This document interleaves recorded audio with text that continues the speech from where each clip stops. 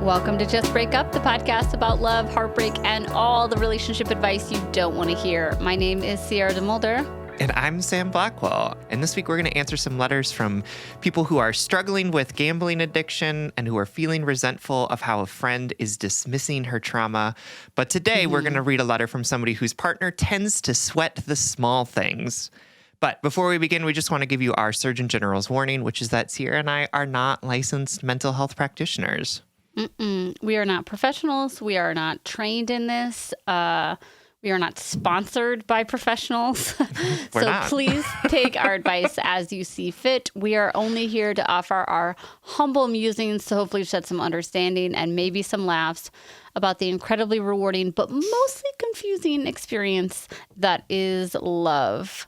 All right, let's get into our check-in topic. So this is inspired by Sierra sending me an article that was kind of like going around because other people had also sent me the same article. So I think it like was making its way around the internet. And it was an article in Bustle called "Is Therapy Speak Making Us Selfish?" Written by Rebecca Fishbein. And basically the premise of the article is that she sort of offers some of these anecdotes from folks who have had people in their lives establish some boundaries with them in ways that felt really sort of like out of the blue, unexpected, and used language that is like really tied to therapy or like some of the language that we might use on this podcast. And like really harsh, right? Yeah, for sure. Where it's sort of like, you know, I'm not in a place where I have the capacity to have you in my life at this moment. So I can't hold the emotional space that you want from me. And I don't think that we can be friends, right? Like some of the stuff where it's like, yeah, there's a little bit of like new agey sort of like, where somebody is, absolutely. Where somebody is like following a script for sure. And kind of shutting down the conversation with the way that they're saying the thing, right? Like it's not inviting a response or it's not inviting a negotiation. It's definitely like you are now like, I am putting up a boundary with you and do not overstep it, right?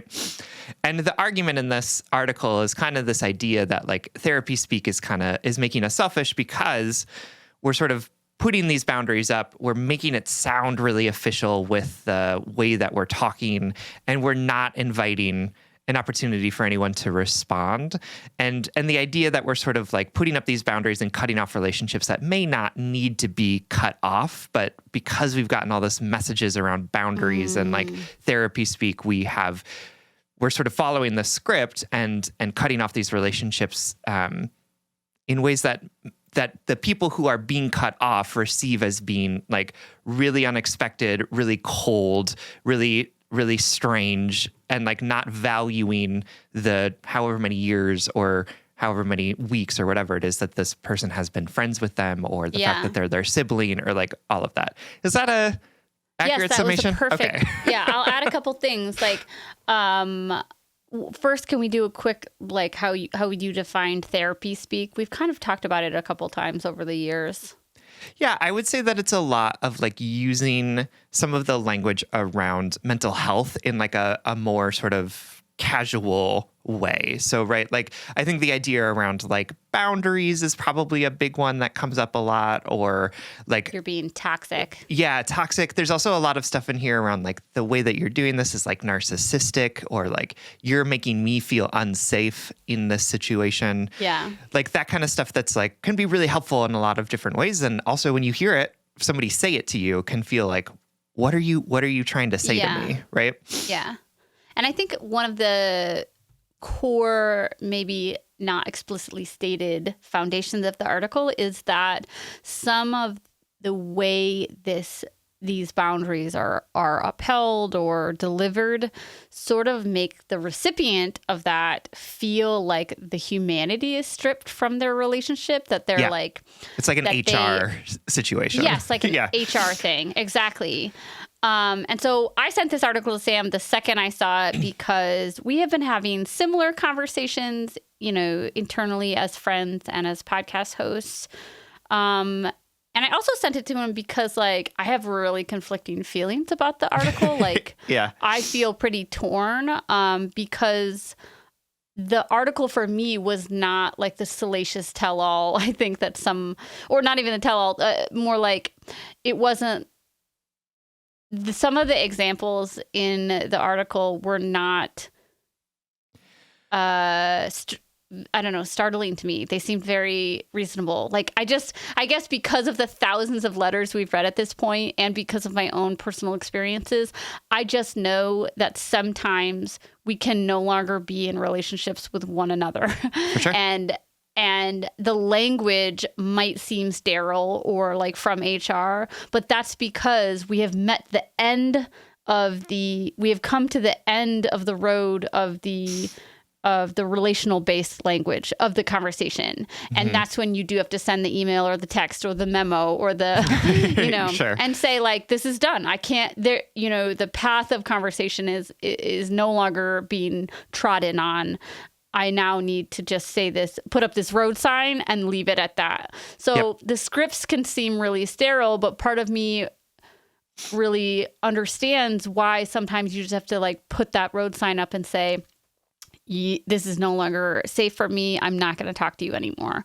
For sure. And on the other hand, the other part of it, what you and I have been talking about is I really have so much empathy for people who feel shut down. And I feel like, how about this, that the Therapy Speak application and the, sometimes taking what we say on this podcast to an extreme is continuing that cycle of making things black and white. And sure. Yeah. I have so much empathy for people who have been shut out of people's lives. And I have empathy for the people who have said, like, I can't, because that pain is insurmountable. And then also the people who shut them out, like, sometimes you have to do what brings you peace. And I'm very torn about everything in this article. Well, I think it's because like the article is really trying to make something either or, and it doesn't have to be, right? Like, is it possible for people to use boundaries in a bullying way? Absolutely. Does that mean that all boundaries are bad? No, right? Like, and is it possible that people are going to use therapy speak in a selfish way? Definitely, because there are people who are selfish, right? But like, does it mean that therapy speak is always selfish? No, absolutely not. And I think that there's like this idea of, we have to pick one or the other. Either we have good boundaries with people or we're respectful of them is silly, because it's really possible for you to have boundaries with this person because they've crossed the line too many times, and be willing to have flexibility and places where you might shift or change your boundary with this person because they have shown that they're willing to show up for you, right? And there's some mutuality there. And I think that what I struggled with in the article is that it's a lot of examples of things out of context from one side of the story, which is always going to be like super biased for sure. And like, not to dismiss these people's experiences of like the hurt that they have from what these situations are going on. But it's also like, well, I don't know what led up to this situation. I don't know how you were behaving before this person set this boundary. And there are for sure examples in it where like there's a friend who like keeps rearranging plans with the friend, and it like won't let the friend say like, I don't kind of want to do that. She'll be like, no, this is a boundary. We're doing this thing, which is like, that's boundary bullying for sure. Like, you can't just like change the plans and then not get input and then be like, this is what we're doing because it's my boundary. Like, no. But like, a lot of these are like, well, I don't know what happened before that dinner where that person was really upset, right? Or I don't know what happened to your brother when he decided to cut off your parents. I don't know. Like, you don't know what's happening there either. So it's a lot of the situation where it's like, for sure, this stuff is really challenging and this stuff hurts a lot, right? But there's so much about people's contexts and their inner lives that we're never going to understand. So we don't know what got them to the point where they had to use the therapy speak on us, right? Like, I think that a couple points that you and I just wanted to say, not necessarily in response to the article, but just like to put out there into the ether about this sort of, I was going to say this like empowering language that like all language can be used as a weapon. For sure. Yeah, You know? absolutely. I think that it's important to remember that boundaries, like Sam said, can be malleable and evolving.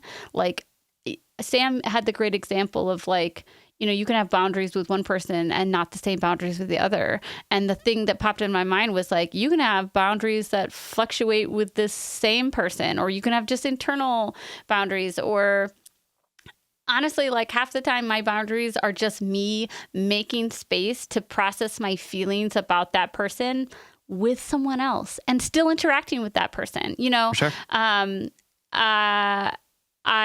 The other thing I think we wanted to talk about was like Sam said, it is absolutely possible to be a boundary bully. And I think we all on our healing journey find something that makes us feel more powerful, makes us feel less vulnerable, and sort of cling to that, right? I've done it. I know you have done it. I know we all do it. We cling to what makes us feel not disempowered, right? Yep, and absolutely. Sometimes, especially in like, I remember on my healing journey when I found that there was a time in which it made me feel really powerful to point to one of my shitty exes and be like, that person is so broken. They are broken beyond repair. They are so fucked up, and it felt so powerful to sort of diagnose everything that was wrong with them and diagnose their trauma and be like, they are so fucked up. That felt empowering. And I clung to that for a really long time. And then like, I don't know, humanity like came tiptoeing up on me and like knocked on my subconscious and was like, yeah, and they're a person too, they have a diverse human experience just like you. Which brings me to my third point, which is Sam and I really wanted to talk about like how it is possible to do things like vocalize a boundary or navigate a emotionally tricky relationship while maintaining your and the other person's humanity. And we don't mean excusing horrible abusive behavior. No. We don't even mean making space for people who no longer have a place in your life. Like that's a different ballgame. We're talking about people who you ultimately want in your life, but you find really tolling, right? Or people that you want in your life, but you have a tricky history and you're trying to move past it. I'm very interested in how we, and I don't have the answers, but I'm very interested in how we can move forward through this therapy speak language landscape, healing landscape, and really practice every day holding humanity for ourselves and others, because that's what's going to heal us, really. Yeah, absolutely. And I think that like one of the things that we can try and notice is when we're using therapy speak or when we're using this language around our own sort of internal journey in a way that is inviting curiosity, inviting conversation, inviting sort of shared humanity. And then when are we using it in a way that's like shutting down the conversation, right? When we're sort of negating what the other person is saying because of the sort of language that we're using, and like just noticing when that's happening. Like, are you inviting somebody to respond, or are you like using this as a way to say, the thing you're saying to me isn't valid because of this thing, because like of this therapy speak that I'm using, right? And I also think that the other thing, and this is mentioned in the article too, is that like this concept of like interdependence, mutuality can be really helpful too, right? Of course, there are people like Sierra said that it's like the idea that we are not alone. We are not able to operate independently from other people. And so we need other people and other people need us. And the idea that like, as we are moving through relationships with each other, it's important for us to remember that we both have needs that we need to get out of this relationship. And sometimes the needs are going to fluctuate, right? Where you need more in this moment than I do. So I'm going to sort of maybe bite my tongue, or I'm going to take a step back, or I'm going to say like, it's okay that they're not doing the thing that I asked them to do because I know that they're going through something, and then vice versa, right? And if that like give and take isn't happening, right, where it's all just like take from one side, then that's an issue, right? That's where we can establish a boundary and say like, this isn't working. But I do think that like the idea that our friendships, our relationships, our family relationships aren't going to be perfect all the time, and that stuff is going to ebb and flow, is actually probably like a healthier way of looking at it, which to the article's credit is what they say, right? But they also say it in a way that's like, people are setting up weird boundaries with people. And it's like, well, we can have both. Like we can have mutuality, and we can also have boundaries with people who are doing things to us. And like, and Yes. sometimes establishing those boundaries, or sometimes saying the hard thing, is going to come across as really weird or like uncomfortable or out of the blue. And like, that doesn't mean that it's necessarily bad. It just means that people weren't expecting it, or we said it in a weird way or whatever. But like, can we listen to the actual things that somebody is trying to tell us, as opposed to policing the language around how we do it or what the language we use is? Yeah, I totally agree. And the last thing I was going to add is like, and the thing is the thing that I said earlier about when you do have to say the script, when you do have to send that HR like text message or statement that says like, I can no longer conversate with you. When you've reached that place in communication with that person, you know it. Like you can, let me give you full permission to say like, our life is short and precious. And if you have reached the end of that conversation rope with that person, and there's no more string or twine or even like a gasp of air to get you through, that's when that feels really appropriate to me. And that this article actually has great examples of scripts in it for you to say. And another thing that is like so tricky for me is that like kind of like what you said, is that like if I received a text like that from you, well, maybe not from you, because I would eyebrows up.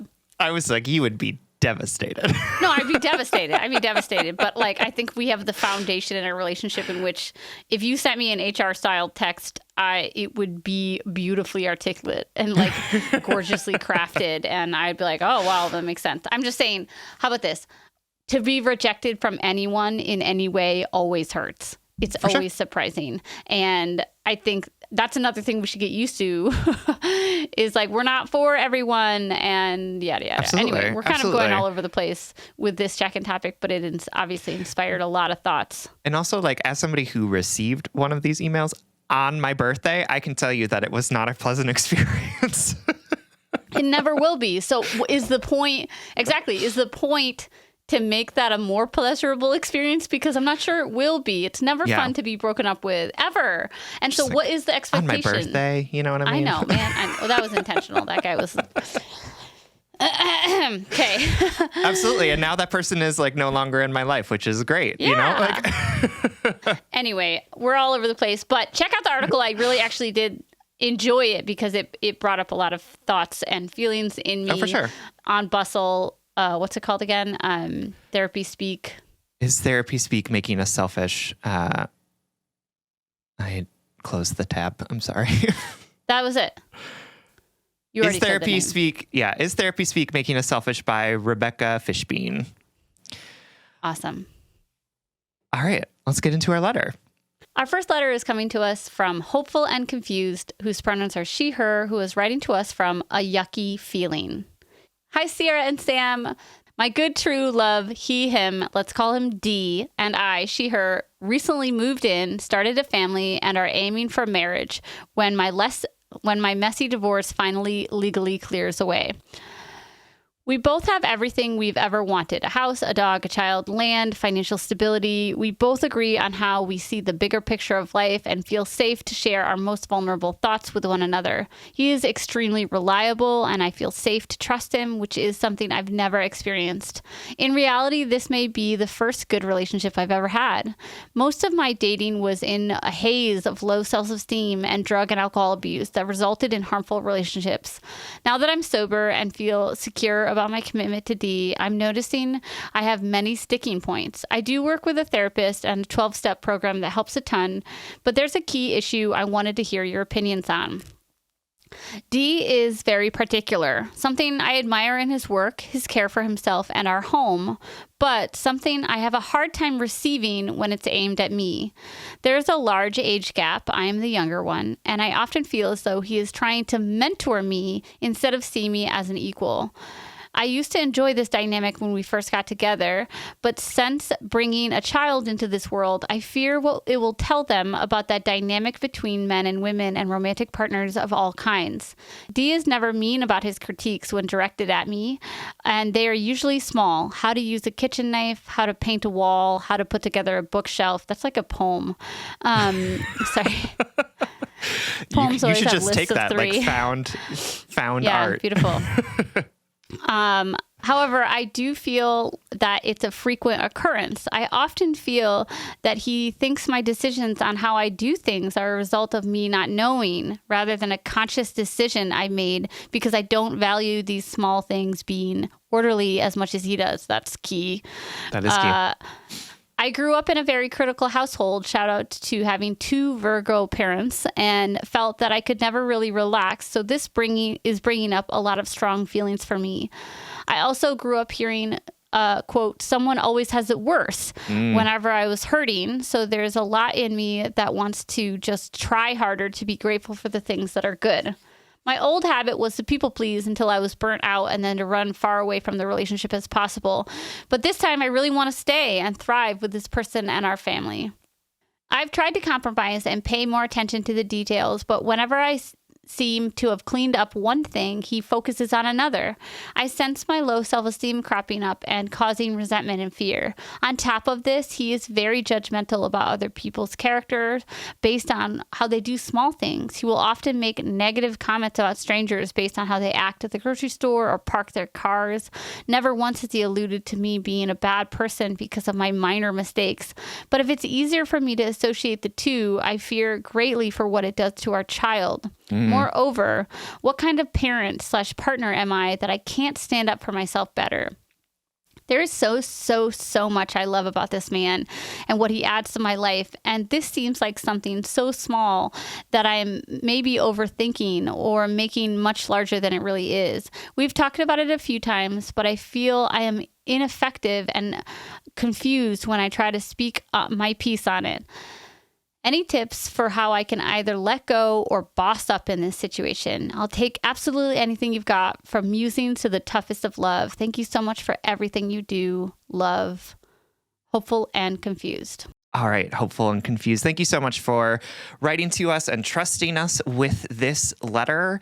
I think that a lot of people are going to relate to this idea of having a partner that kind of is nitpicky, but like in a loving way, right? Where it's like, there's just kind of a right way to do things or a wrong way to do things. And they're like maybe trying to help, but it's coming across as being like kind of annoying and maybe bossy. I know that I've been in a relationship where this has been a dynamic. I know that I am also your husband or your partner in this situation as well, right? Like I have done this to people. So I want to say sort of embrace this from both sides and try and see some empathy in how this is landing on you and sort of what his worldview is. But I also just want to talk to you about how you can talk about this and how you can hopefully find something that's going to work a little bit better for both of you. And we're going to get into that in just a second.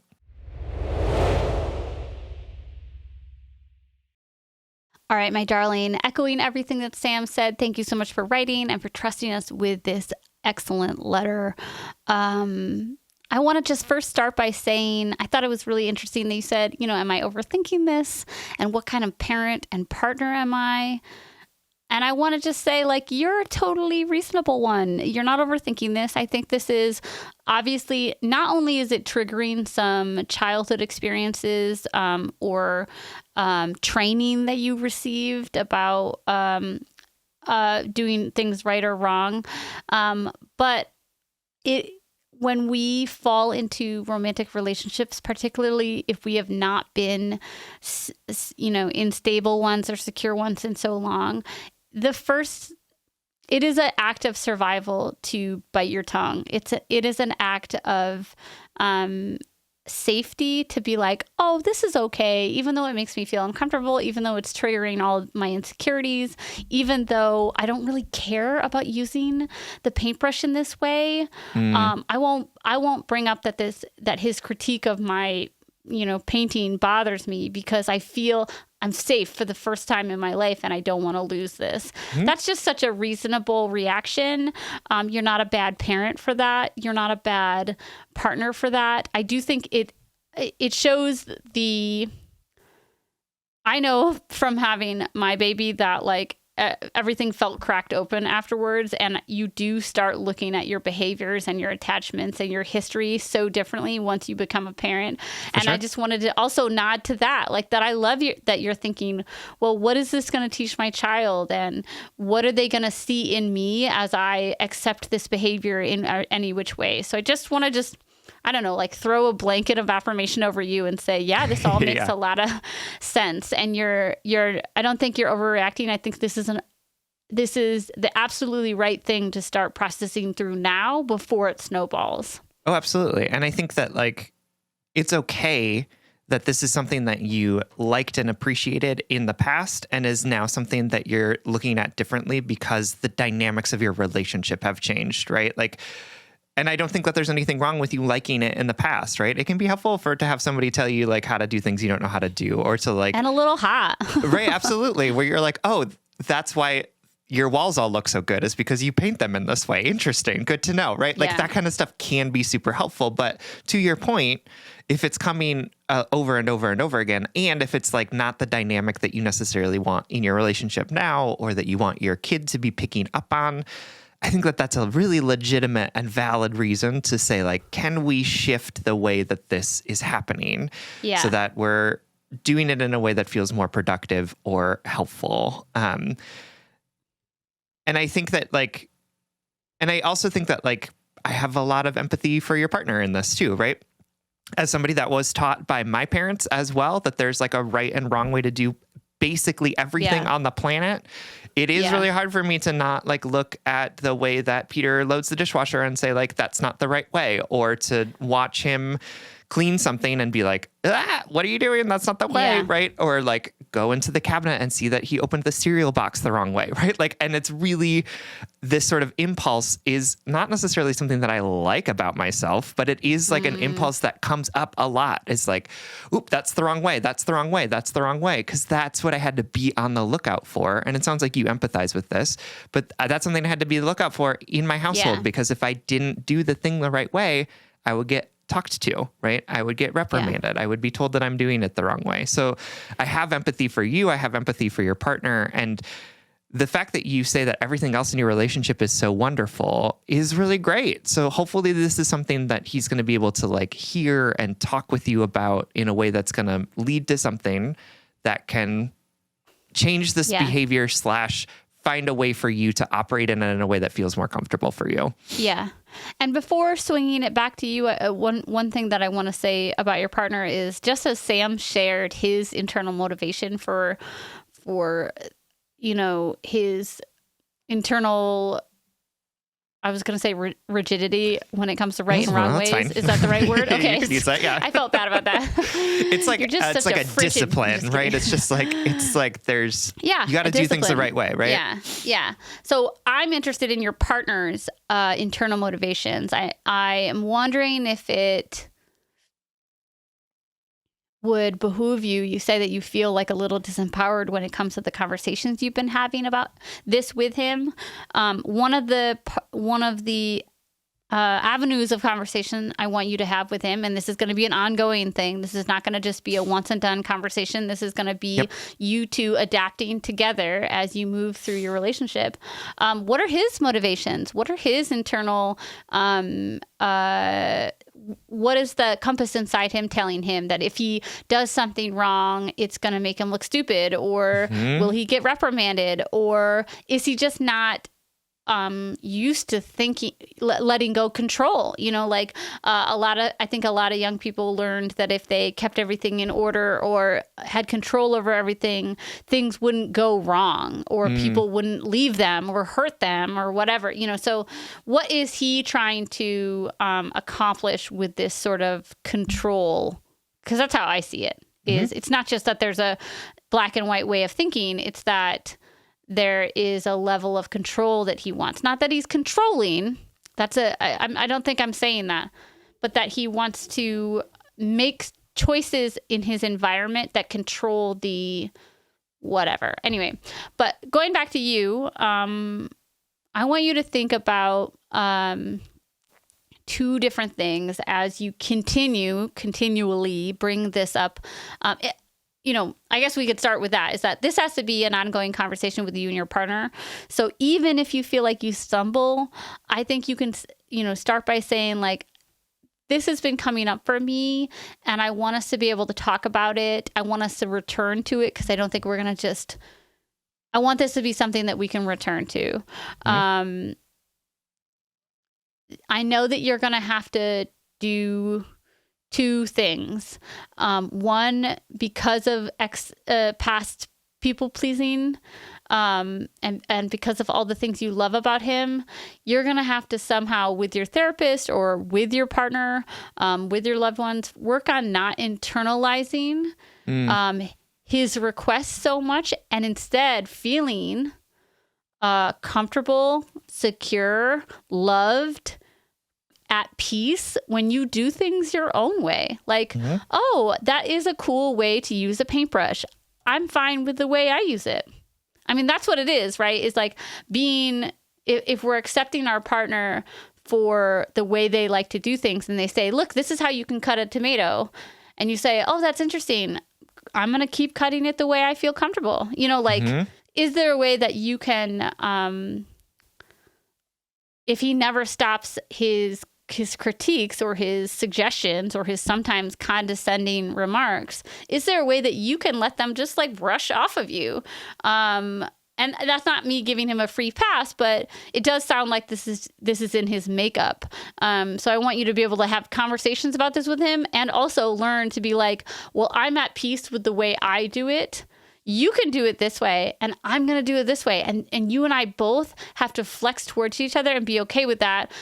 Really quick last thing, learning to lean into each other, towards each other. Like he has to bend towards you and accept the way you do things, maybe comment less on the way you do things. And you also lean and flex towards him and find the places and the parameters and the corners of things where you do want to change the way change the way you do things to meet his desires or whatever. And I have hope, based on how you've talked about your relationship, that this is something that you both are going to be able to commit to, right? It's not going to be perfect. It's going to continue to be messy, but like if you can start to move in the direction of each other like this, there's definitely a good foundation for that. And I think in terms of like how you can talk to him about this, I think it would be helpful for you to say something like, hey, I know that when you offer me a different way of doing something, you're doing it out of a place of love, right? I understand that you're trying to help me do it in the right or the most efficient, the most practical, whatever it is, way. And the way that it feels for me when you do that is that it feels like you're trying to tell me that the way I'm doing it is wrong, even though they both are doing the same thing, right? They're both getting to the same goal. And I'm really concerned that if our child sees this dynamic, that they're going to pick up on the idea that there's always a right or wrong way to do things, which is what I learned as a child, and I don't want to give that to our kid. So here's what I need from you, or here's what I'm asking for you. If you have something that you'd like to tell me about what I'm doing right or wrong, please do it in this way. And if I say this, that means to drop it, right? That means we're not going to talk about it, right? Yeah, that's it. Right? Or it's please don't do it in front of the kids, or please wait 30 seconds to decide whether or not this is important before you tell me to do the thing in the way that you would like me to do it, right? Like, I don't know what the edges and boundaries of this are going to be, because it's going to be dependent on like what works best for you. But I want you to go into it as we have a shared goal here of doing this in a way that's going to be really helpful for both of us. So what are some of the things that we want to try out? And if he's not seeing it, right? If he's like, I don't know what you're talking about, point it out to him in the moment, right? I want you to actually like stop what you're doing and saying like, hey, remember that thing that we talked about? That's what's happening right now. And I'm feeling this way because of the thing that you're doing. So like, I want you to say it in real time as you're painting that wall or as you're putting up that shelf. And that's hard. I get that that's really hard, especially for somebody who seems like maybe some people-pleasing tendencies, or like this, like, I just let everything build up until I'm so full of resentment that I leave them, which like... Relatable. Right? Absolutely. Yeah, I totally understand that. But that's what's going to have to need to change in order for this dynamic to change. And I also just want to say, like, that's really hard. And I know that you've been sort of taught this thing about like practice gratitude, or if you critique anything, that means you're ungrateful for it. But you can be really grateful for all of the different things in this relationship and still look at it and say, there's something here that I would like to change, right? That doesn't mean that you're not grateful. That means that you're so grateful for it that you want it to work even better for both of you. And that's beautiful and wonderful. I'm also thinking that this is, I loved everything that you just said, more than everything I've said. That was perfect. Oh. I don't mean that in a self-deprecating way, but like you said too. So. I like that everything that we've said together mashed together in like some sort of stew, like a nice stew. Absolutely. But my favorite parts of the stew are what you said, because this would really wear on me, and I would become very sensitive and activated by my partner's feedback. This person reminds me of one of my exes that was an Enneagram 1. If any of you are an Enneagram people who believed that there was a right or wrong way to do things, that there was good and bad, and that he needed to like be the good in the world to like save everything from going bad or going wrong. Sure. And it left for no gray area, and it left for no way but his way. And again, not in like a controlling or a cruel way, but in a way in which there became a really unsaid dynamic between us, a power dynamic, really. That was about one of us is a hot mess that needs to be taken care of, and the other one does the caretaking because they know how to do it, sort of thing. And other things in our relationship, like the fact that I was a hot mess who needed caretaking. The hot mess piece wasn't wrong. They fed each other, yeah. But I also wanted to say I have never participated in couples therapy. Honestly, Willow and I have talked about it just because I think that it is such a great opportunity. But we've just never really made it a priority, nor have we gotten to the point where we had something specific that I wanted to bring to a therapist. But this sounds like and I could be totally wrong, but this sounds like such a great thing to unpack under the care of a trained professional. Because it sounds like there are lots of, here's my bingo word, wounds going on, right? There are reasons behind both of your behaviors. There are reasons why he thinks there's a right way to do things and a wrong way. There are reasons why you don't feel the same way, which is so valid. You know, it's okay that you don't want to, paint the wall that way. That's okay. And that has to be okay with him. I think this would be a great opportunity for that. And then also, like, I wasn't really going to comment on this, but just it's sitting on my heart so much. Like, it just makes so much sense why you are trying to, what you're doing, preemptively looking into the future and thinking, how is this going to affect my child, is because you are trying to, parent your inner child right now that was critiqued and that.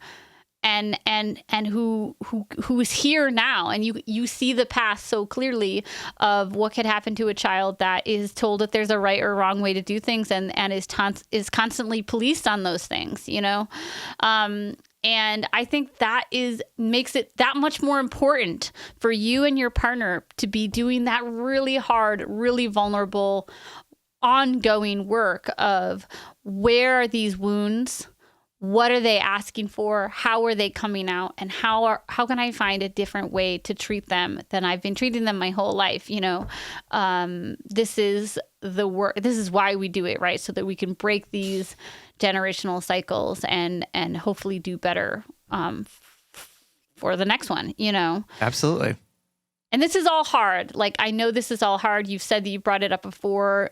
We know that there are hundreds of other layers to this human, messy, I'll put the word stew in this episode for the second time. Love it. That are contributing to this that we don't know of, but we know that it's worth it. We know that it's worth the work. And you're not overreacting. This is an important place to put your effort into. For sure. Absolutely. All right, Hopeful, thank you so much for writing to us. We love you, and we hope that this helps. We love you so much. Thank you for writing. All right, everyone. Thank you so much for listening. If you want more content from us, or if you want access to ad-free episodes, you can support us on Patreon. If you support us on Patreon for as little as $5 a month, you'll get an additional bonus weekly episode. That's patreon.com/justbreakuppod. You can slide into our DMs, send us your favorite relationship memes, but most importantly, you can submit your questions about all matters of the heart at justbreakuppod.com, which is also where you can find our merchandise.